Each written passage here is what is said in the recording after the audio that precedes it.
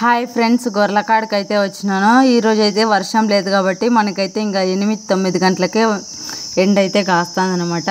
ఇంకా బూ తీసుకొని అయితే వచ్చినాం కాబట్టి వాళ్ళైతే తినేసి పిల్లలు వేసేకైతే టైం అవుతుంది కాబట్టి ఈరోజు అయితే 8కే వచ్చేసినాం. కూలోళ్ళు అయితే ఇంకా 5 మంది కూలోళ్ళు అయితే వచ్చినారు. వాళ్ళకు కూడా చేయాలి కాబట్టి ఈరోజు అయితే 4కే లేచి చేసినాం అనమాట.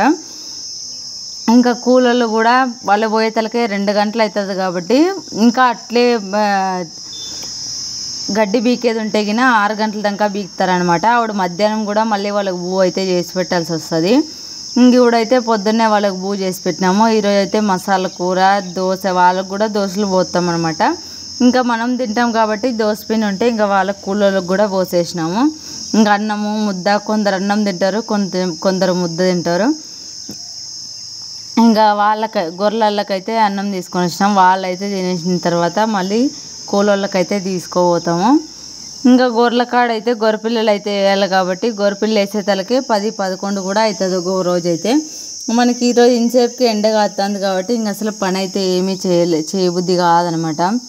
ఇంకా పొద్దున్నే అయితే కొంచెం మాడాలుగుంటే గిన ఎండ ఎక్కువగా ఉండదు కాబట్టి కొంచెము చేసేకి కూడా మనకు అబ్బుతుంది. ఇంకా ఎండ ఎక్కువ అయినట్టల్లా మనకి కూడా కొంచెం మజ్జ వస్తుంది అనమాట.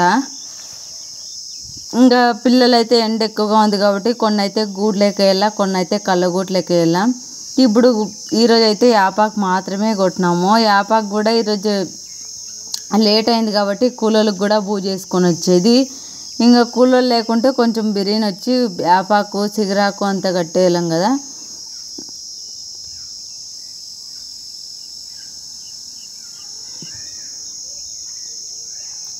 కూలోళ్ళు కూడా వచ్చినారు కాబట్టి ఇంక యాపాకు మాత్రమే బీకేసినాం. చింత చెట్టు కింద అయితే చాలా చల్లగా ఉంటుంది అనమాట గొర్రెపిల్లలకైతే.